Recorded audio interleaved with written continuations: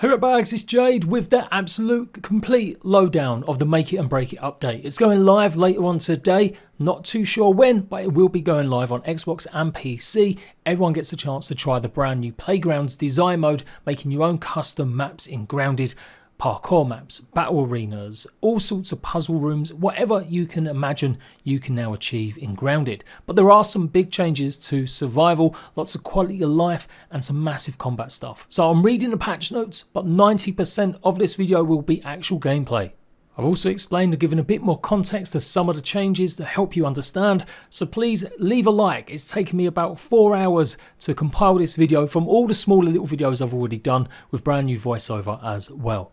Your definitive guide to everything that's changed in Grounded 1.3, the Make It and Break It update. Let's go.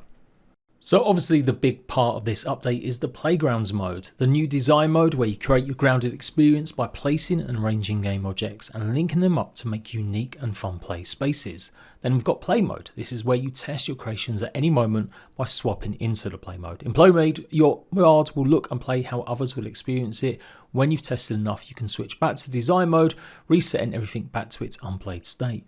Once you're ready, we go ahead obviously and publish it, and you've seen so many creations already coming out. I can't wait to see what you guys come up with, and then you can play it. Other people can take your code and download it.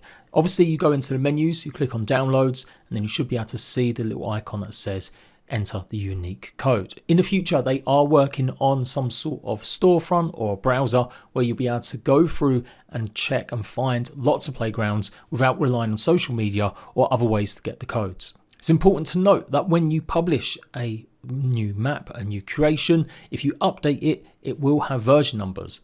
So if you make any changes and you click the publish button afterwards, it will update the original, and then that will be called version 2. You keep doing it, it will go up version 3, version 4, just like your Grounded game does every time it gets an update. You can make up to 10 different playground modes available for publish. This is to stop other players from basically swamping possibly a future storefront with just random playgrounds that have nothing in it or kind of trolly. It's worth bearing in mind some of your playgrounds I do believe might need to be retired in the future if you're set on making loads of them. Doesn't mean they get deleted, but you might only be able to have 10 publicly available for people to download at any one time. So going over exactly what got added, obviously in design mode there's now 300 objects in the backyard, including baseballs, army men, juice boxes, cans and a lot more. 400 items like all the equipment, all the resources and every single consumable. 100 harvestables like acorn, peblets and berries. 400 buildings you already know and love. Obviously you can base build massive castles if you want. And yes, all creatures, including bosses, there are ways now to spawn them in or have them spawn in. A huge difference in the playground mode is the free placement and rotate freely. They can be placed anywhere in the yard, including labs and anthills, and even floating in the air. Objects can be rotated freely in all 3 directions. This is not the case in survival or story mode at the moment. Objects can be placed sideways or upside down. Existing objects, including foliage, can be moved or erased. The mechanics of this update rely on gizmos and gadgets. These are the switches, the receivers, pretty much the traps, everything that you'll be using to make really unique maps. There's a whole swathe of buttons and switches. I'm not necessarily going to read off all of these, but you get the idea. Lots of ways to activate or keep things running. You've got timers that you can actually hook up. Trigger volumes, basically squares or circles that activate when a player goes into them to equip them with armor or set off traps. You then got gameplay gadgets, things like the telepotty, which is a teleporter, brand new bounce pads that jump up massively, fans that can take you into the sky, laser cannons, laser pillars, the shock pillar. You've also got power-ups. These are pretty unique items that you can change all around your battle yard or part of your gauntlet to give yourself more speed, more attack damage, more defense, and a scoreboard which you can hook up to keep track if you're making your own basketball arena or battle arena. Then you've got gameplay gizmos, things like time of day, being able to change it and set it whenever you want. Speaker, music effects and quest markers, allowing you to make cool sound effects that you can change the pitch to lower them or higher them and make them sound pretty unique to have in your custom map. All the effects that you come to see in the game are pretty much there, and the quest markers are used to tell a story. Obviously they can be actual quest markers to show a player where to go, but you can use these just like you use custom items, or you can edit in chess. You can put whatever wording you want in these. Player spawn, equipment, equipper, and inventory filler. This is how you can set up checkpoints for your map so you don't always spawn at the very beginning. You'd hook these up to switches, and this will allow you to basically set wherever you want to respawn. As I said before, go into a certain blocking volume and you can have your equipment given to you. And this is how that works. You'll connect it up to one of these, and players will get anything that you've put inside that inventory filler inside their backpack. Then a few new ones: logic gizmos, counter with conditions, switch gate, and switch gizmos. Logic gizmos are things like counting or complicated switches, on switches or off switches. So you can make puzzle rooms where you have to activate a certain amount of switches, or switches in a set order to open up a doorway, for example. There were more new gizmos added though during some of the PTB updates, including the random chance and random selector gizmos. These will stop you having to make complicated ways of basically giving random gear or opening up random doors. The random selector will help you choose different types of creatures to face off against players in your bug battles. I also added a new trap, which is kind of obviously left off, which was Strange Spore. It was the one thing missing, so now you can have it exploding in players' faces. Some other changes that happened due to the update: creatures should also be blocked now by the blocking volume. That was another feature and part of it, that you can stop players with an invisible wall. This should also work for all bugs now.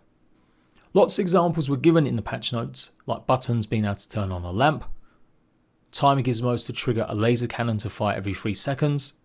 You get the idea. Everything you're doing with the Playgrounds mode relies on having links. Items will have the link icon, pretty much a little circle in the top corner. From any object that has an object as a link trigger to any object that has a link action. So some objects will have a link trigger, other objects will have both trigger and action, and you create the links between these two. You can then customize that link, the blue arrows, to either set the triggering event, customize whatever happens next, and a whole host of other ideas, as well as being able to turn them off. There's so many items that have this, and we're hoping that they're going to add more functionality. People want to be able to maybe lock things like armor stands in the future. So remember, Playgrounds is going to be supported for a while now. It's going to be a main focus. Of course, don't forget, you can design all of this in multiplayer with your friends. And this works with shared worlds. So if you start making a maze and your friend's going to be really good at the complicated logic of opening doorways and which ones to open, then they can take that shared world and work on it. Of course, somewhere to have all this going on instead of just the regular backyard, and that is the grass box. The devs have already confirmed that in the future they are thinking of adding more, depending on how well this update is received. So they are thinking of possibilities of adding more maps that have deeper water, possibly undershed locations, or maybe sandbox. But the grass box comes with small bodies of water, lots of empty lab spaces that I've shown off. In fact, these are huge laboratories that you can set massive dungeons in, empty anthill spaces, massive caverns, labyrinth of tunnels, and there's a few key iconic places you'll see above ground, more swampy like areas, huge stones, and of course you'll be able to place terrain pieces wherever you want. You can even go ahead and make your own oak tree if you've got the time and patience. Alongside this, there's been a whole host of new ways to play normal, regular game modes. In the custom game options, you now have building enabled, whether or not players can build and relocate buildings. And lots of these are all obviously in the Playgrounds mode as well. Crafting enabled, whether or not players have access to the crafting menus. Time of day speed, how quickly the time of day will progress in the game. First rate burn, hunger rate burn. You can make it that players won't need water or food as much, or make it more hardcore that they need it a lot. Resource respawn rate, multiplier that affects how quickly resources are respawned. They've also changed the way that health of creatures pretty much can be more tankier or easier to kill. And full damage scaling, you can make it that every time you fall you'll pretty much die, or you can pretty much take no full damage. All these options have been reformatted under subcategories to make things look a bit nicer, so this is all just in your custom game options, whether that's creative mode or survival world. Payback attack rewards science. This is something I've been testing quite frequently. Defending attacks from faction reactivity or from the waft emitter will reward you raw science for each creature defeated. Stronger factions reward more creature science per kill. I'm not strictly sure it's true about the kills, although this may be fixed. It seems to be more about how many items you place and then dealing with that wave, as I completed a bunch of rounds with the waft emitter, and even though I was using the same kind of items, sometimes different creatures would spawn, but I would still get the same amount of raw science. But I'm sure that will be fixed completely. But yes, this is a great way now to get raw science. I spent about an hour and a half doing it, and I earned nearly 20k raw science. And that was just by using all of my bug pieces that I've had stored that I won't use for crafting. And obviously you can set up arenas to make this easier so that you've always got the right weapons and armors at hand to take on enemies. Part of this though, especially with the factional reactivity, is they've made it less cheesable. If you've built somewhere completely where no creatures will ever be able to get at you, then the game is going to deem it as cheesy, and you won't necessarily see creatures spawn properly, or they won't reward you with raw science. There's a whole brand new burgle quest system. You now have to complete 20 of the story quests first before gaining access to one daily one. These are called apprentice quests that unlock sequentially, and it's effectively guiding you through how to play grounded. Once you complete the first quest, you unlock the second, and so up to the final, taking on the infected broodmother. The daily quests are a big mix of what you already come to see, but also some of the new story ones are basically just being repeated. This is another great way that you'll be earning lots of raw science. Even if you complete the game and you're looking just to use the super duper machine more, this is probably going to be the best way alongside the waft emitter from now, rather than just relying on just daily quests. It also guides players, like I said, in how to play. So if you're doing a new run, it'd be interesting to see what you make of it. Quality of life features, map improvements. Now you'll see that all your milk molars and scabs will show on your map as you find them. It doesn't show you the ones that you haven't found, so you will still have to use a wiki or a video guide to check and see which ones you've missed. But now it's certainly a lot easier knowing that yes, you've been to that location and you've got the milk molar already, so it must be another place that you're missing one. You can also turn off all these icon categories now to make it look cleaner on the map. You can name individual zip lines now to find the right path. There's also now drop, transfer and trash amount. So when you're doing a drop or you're transferring items or trashing them, you can now specify a number of items to effect. The mixer has had a revamp. Now when you go to do one, it will tell you exactly what creatures are going to spawn, as well as the raw science reward you're going to get. And they've also increased the amount of raw science that you get for all of them. They've also improved place many. Roofs, stairs and awnings can now be placed with place many. Spiral staircases will now alternate correctly when using place many. And buildings placed using place many will be shown even if they are unsupported. There's a brand new basketball, in fact 2 of them, Pupa and Berry. It's now got dribble and shoot animations and a shoot mechanic that adjusts your shot distance based on how long you hold the attack button. On the controller that is R2 or RT. The basketball hoop now has reactive physics and new audio, and when you make a basketball shot, it can now be used as a triggering event in playgrounds like the scoreboard. When your quests appear on screen now, they'll actually rotate depending on what ones you've got active, so you don't always see just a huge wall of different quests pop up on the screen. And you can now go in first person mode if you're using the handy nap. Of course, survival fans, there is new content. While it's not certainly that big compared to the playgrounds, there is still some new changes and new items. There's a new mutation, Battle Buddies, that's going to reduce the friendly fire damage dealt and received. Particularly good if friends are always kind of smacking you when they should be smacking ants. And there's brand new 3 new early game trinkets added to the game, although there are more also that I'm going to talk about. We'll cover them a little bit more later. New buildings, the Nat Lamp, the Pupa Leather Ottoman, a brand new target and a standing target, as well as a target dummy. Now these didn't have effects when I tested them out on date of release. However, if you hit them in survival mode or creative mode with building damage on, you should maybe see a brand new effect just added. 2 Broodmother decor buildings, 2 Mantis decor buildings and 2 for the Wasp Queen. Now making it more rounded that all the bosses have proper decor. There's 40 brand new half and quarter wall floor stair pieces. Not necessarily going to show and list them all off, but effectively there's now half walls, half awnings, half foundations, half stairs, half floors, quarter triangle walls, quarter floors, quarter roof pieces, quarter flat roof pieces and 2 quarter foundations. Difficulty mode has been changed and revamped. Medium mode, now all enemies are going to have their damage reduced by 10%. On paper, this makes the game look a lot easier. Pets is now invincible by default, but some of the other changes that we'll go over will counterbalance some of this.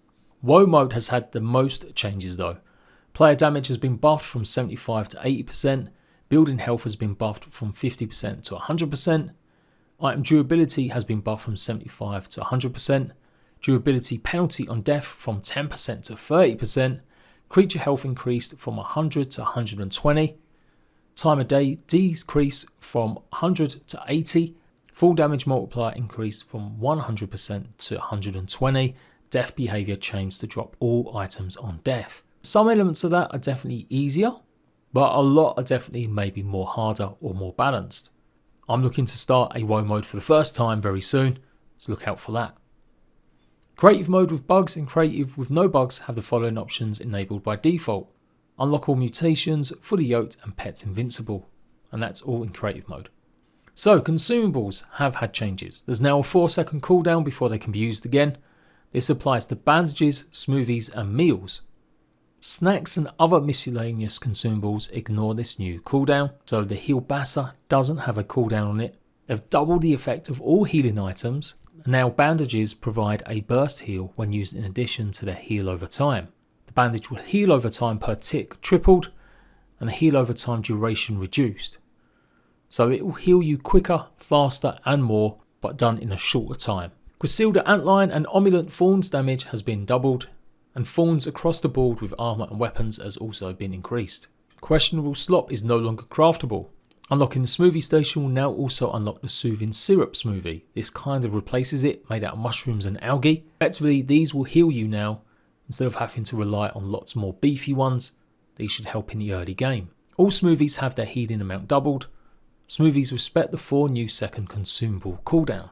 Downline tufts no longer are equipped. Some players don't like this change, but effectively you can have a stack of them now in your inventory, but they're one-time use. If you press the jump button and you're falling, it will trigger, but accidentally press it again or hit something along the way, and that's it, you've used up that tuft. So you always want to make sure you've got a good amount on you, unless you manage to get the tuft trinket, which is a random chance from dropping every time you harvest. This doesn't run out and it acts just like an accessory in the past. I think this is a good move. It does mean now that you've always got space for a different trinket instead of having to panic, press the pause button, and hopefully maybe swap it in time before you fall to your death. Combat has been overhauled. Previously it used to be that you'd hit the first creature and you do 50% damage. Get the second hit in and you do 100% damage of whatever weapon you're using. And then the third hit would reward you with 150% bonus. But they've slightly altered it. Now your first hit is going to be 100%, your second hit is going to be 100%, and the third hit is going to be 125%. So it's still important to get that third hit combo. But if you're dealing with fast moving creatures, this makes it not as punishing and hopefully should make combat a bit easier. Lots of weapons have also had brand new combo multipliers added to them, or effects or buffs. Charge attack has had its damage increase for almost every weapon, but it's still kind of lame. I tried it out with a sour axe and it was still much better to just go ahead and use a combo. Every player now has a chance of doing a critical hit chance. Critical hit is something you hear a lot of from mixed maxers or min maxers. Basically they're looking for items that will give them a chance of doing quadruple damage. Lots of mutations help with this, or pieces of armor, weapons or consumables. So you can take on boss fights and sometimes you'll get lucky and it'll be a lot quicker because of your crit build that you've made. But you've always needed something to activate this. Well, now there's just a random chance that it'll happen whenever you're in combat, and this would hopefully mean that crit builds become even better because you've got something baseline to work on. As I said, Thorn's effects have been increased substantially. They've also increased the base damage of all turret ammo types, hopefully making turrets actually useful again. Two-handed swords and two-handed axes have new attack animations with faster timing than before. They're pretty much OP. Get yourself the sour axe as soon as possible. Two-handed club attack animations are slightly sped up and updated, and the first-person camera movement on them has been heavily reduced. Movement has changed. By default now, you will sprint, and then when you click the sprint key, it will toggle you into walk mode. I didn't like this change. Too often in combat when I wasn't running around, my stamina was still draining, so they have now added it the old way as an option in the menus, so make sure you go and check it out. This only affects control pad On keyboard and mouse it still holds sprint to run, but can change to the new toggle modes in the options. A whole host of changes have happened with the Black Widow. It's now resistant to just spicy, mint and salty, but not sour. It's also neutral to all other damage types, so if you're using a club it should be relatively okay. In actual fact, clubs or generic damage, which is what clubs have always been some of the better weapons to utilise, as it was least resistant to it. Black Widow is no longer immune to poison damage, since it obviously has venom that it does. It's got 2 new attacks, shooting webs at you, and it'll also spawn a Black Widowling. This Black Widowling can attack you, or the Black Widow can eat its baby and regain some health and increase its attack speed. Wave creatures take even more damage from turret attacks. Lava stagger animations have been updated. Ruz-T flat damage reduction reduced, and Ruz-Ts now have a smashing damage weakness. Stun cooldown on most non-boss creatures reduced, so you should be able to stun creatures a lot more. When it comes to the faction attacks, they've added a whole bunch more. Stinkbug, Roly-Poly, Ladybug, Omnant, Moth and Black Widow. They've changed exactly the limits of this, so some you might trigger more often or less. The wave cooldown and spore variance has been adjusted. Number of creatures that can be active in a wave during multiplayer games has been increased. The spawn weights for various creatures have been adjusted, and spawn weight thresholds for wave defense difficulty brackets have been adjusted. Total number of creatures that can spawn in each difficulty bracket has been adjusted, and the maximum number of creatures that can be active in a wave has been adjusted. Termite Kings can also now spawn in Termite faction raids. When it comes to bosses, the Infected Broodmother drop rate has been improved. Mutations, as I said, Thorns damage has increased. That goes with Sour Sensation. 6 times more damage now, reflected back at an enemy when they hit you. You get a lot more stamina utilising Parry Master now. Spore Lord has had a huge amount of buffs. 4 times the amount of chance to damage up effect to proc. Doubled the chance for the heal over time and speed up effect to proc. Added a stack cap of 50 to all buffs provided by Spore Lord. The Apex Predator effect has now been added to the Blast of the Mouldy Matriarch, and this should do a special puddle effect that gives you buffs. Sharpshooter now increases critical chance with bows and crossbows instead of reducing sprint damage. Chopper defense down proc duration reduced. So I thought this was a buff, but by the looks of it, it is actually a debuff, and it will be red to show you that duration has been reduced. Javelineer Thorns damage doubled. In the world, you'll now find a Milk Molar in the Hedge Lab that has been added to help players get their first Milk Molar earlier in the game. The Milk Molar in the Minotaur Mage chest has been removed to compensate for this new Milk Molar. This is something I've been asking for a while, although it's still only 1. But I always felt like there should be a way that we can get Milk Molars earlier rather than wait until we get a tier 2 hammer. When you chop a dandelion, it will now drop triple the amount of tufts. Acorns are now guaranteed to drop their tops. Small feather nodes are now guaranteed to get at least 2 feather resources. And they've made the hedge ascent a lot easier. So they've now added new objectives to the Hedge Lab to point to the area where you enter the hedge and made it much more obvious with a pair of cutters. Spiderlings spawn in the hedge ascent moved off of the branches and into the actual laboratories now. They've removed some of the 2 Ruz-Ts from the resource surveyor outpost in the hedge. They added hedge trimmers and additional lights in the lower hedge area to improve visibility and navigation. There's now a bed in the first outpost lab. They've changed branches to help navigation in the area before the hedge lab. The small pond lab outpost will now be locked by default when exploring the pond. The doors will open automatically now at a later date as a result of progressing through the main pond lab. Effectively, that means the hatch underneath the pagoda should not open anymore, and the hatch that's inside the dirt wall underneath the oak tree, where you have to go and press the button to open up the stump lab, that should also be locked now. These will open up once you open up the pond hatch. The doors further inside these small outposts will remain locked behind the assistant manager's key. The loot found in the initial explorable area in the outpost has been improved. And yes, they've added a secret door to the secret tunnel for a secret maybe boss fight.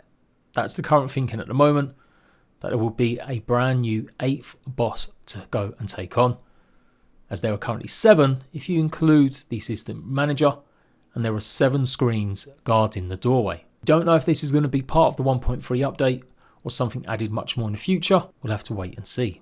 Armor and weapons have had changes. Now the upgrade paths are going to provide the same amount of damage as the mighty path. What do I mean by this? Elemental. Salt, sour, whatever it is you use, they've had great buffs when dealing with creatures with that weakness, but they have still been a bit weak when you compare roughly just to upgrading with mighty. Mighty has always kind of still been the best way to play if you're not a min-maxer. It's too complicated carrying 20 different weapons with 20 different kind of elemental things on them. So the mighty path was kind of still just a bit too OP and didn't actually make more sense to go and craft a special sour weapon or spicy weapon. So now there should be a lot more buffed for elemental weapons. Black Ant armor set has the pincushion thorns damage, and of course that's been doubled now. The prod smacker's damage has been increased. The pinch whacker now gives a special lightning area of effect combo finisher instead of having a chance to trigger every hit. So pretty much every third hit that you get in with the pinch whacker is going to trigger the lightning. Special unique weapons like the mint mace, the katana, the sour battle axe and the salty morning star have all added special combo finishers. You need to upgrade these weapons to level 6, and when you do so, they'll do basically a lot more damage or have effects. The mint mace gives a special mint attack area of effect. The katana is going to increase the parry window buff, meaning that your next attack will gain a significant damage increase if you parry. The sour battle axe has increased its attack speed, which is making it OP at the moment. And the salty morning star applies a bleed to the target. The mother demon and mouldy matriarch armor sets have increased the damage reduction, they increased the durability, but they are now heavy armors. The mouldy matriarch armor set has had a whole bunch of buffs added. You've got more chance of getting its Dynamite Sleek perk, that will be doubled now. The Dynamite Explosive Resist down debuff duration has been halved.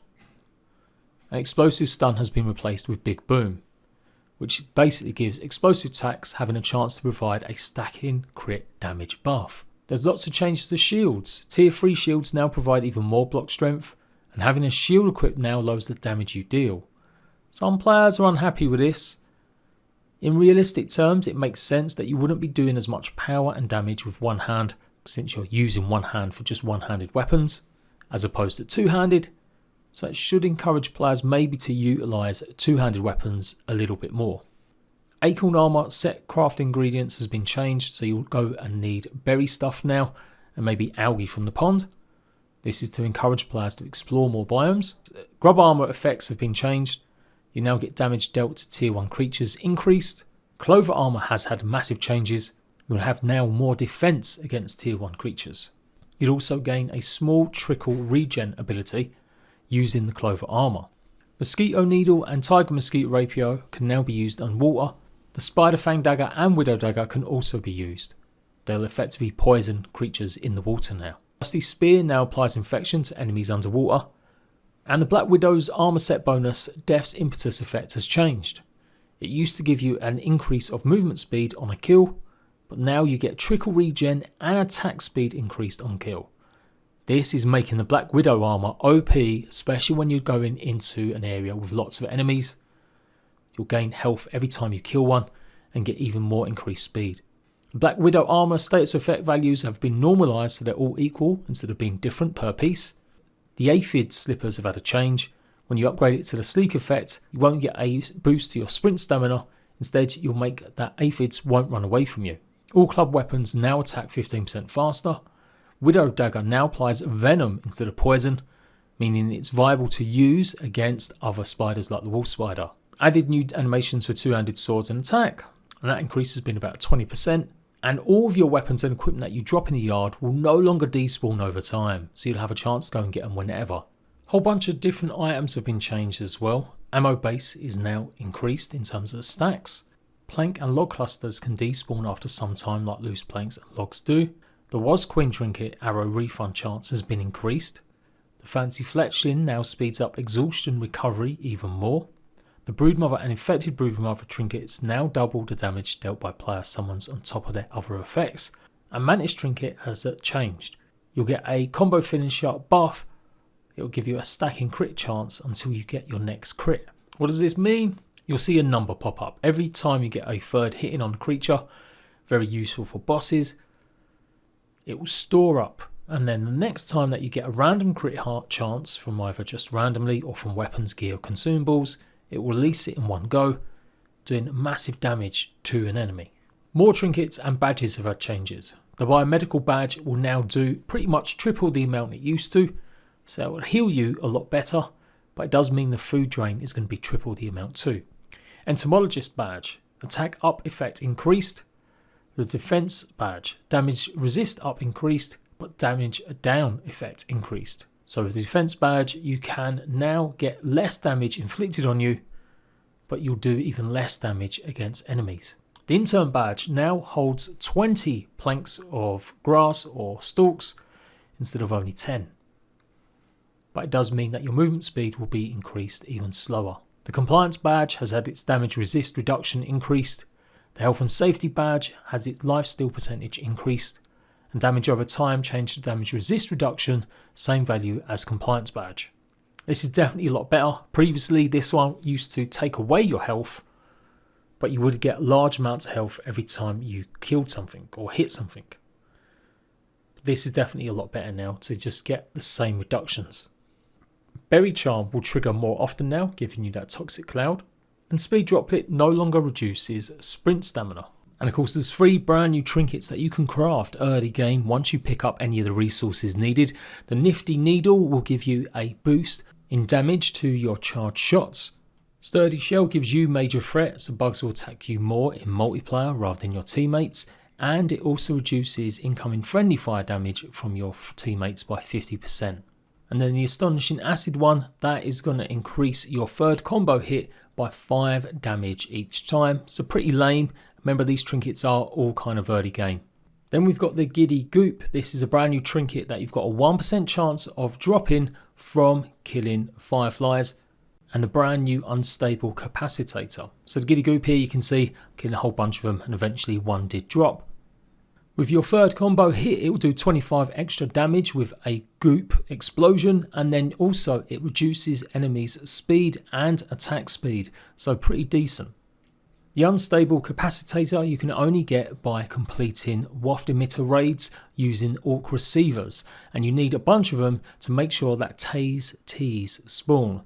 They won't drop from any other Tase T, especially as you probably killed most of them in the yard anyway, as there is a finite supply. But if you do want to get this, yeah, you have to keep killing a bunch of Tase Ts in these waves. So what does it do? It applies the short circuit effect that you get with the pinch whacker, which does 35 damage and a chance of doing 15 stun, but it is a random chance. It's not like the pinch whacker now where it's guaranteed with each combo. You still only got a percentage chance of this triggering when you're fighting in combat. And there's only a 5% chance of this actually dropping during waft emitter raids. I had to do about 9 or 10 of them before finally getting one. So that's a lot of orc receivers, a lot of orc creatures you're going to have to kill. You've probably seen some of the fireworks in creative mode or design mode. These won't actually be in survival or story until the new year. It looks like they've been added early as part of an event, and you'll be able to play around with the Roman candle, which is a limited time use that fires pretty explosive damage. You also obviously got the rocket launcher that will fire off fireworks into the sky, and you've got America rounds, which can be used in your turrets to do a lot more explosive damage. I'm expecting this to update or go live just before Christmas or possibly just before New Year's. That's according to the game files. So you never know, maybe they'll make it early now, but if you don't see them till then in your regular survival mode, that's when it'll be added. You just go to Burgle and you'll be able to buy them at the Raw Science shop. Limp rope has changed, so you'll now get a 1-on-1 ratio. And if I hadn't mentioned it before, that's also something that's changed with Mighty Globs. They also are now just 1 Mighty Glob for most recipes instead of needing 2. Lots of building has changed in terms of placement.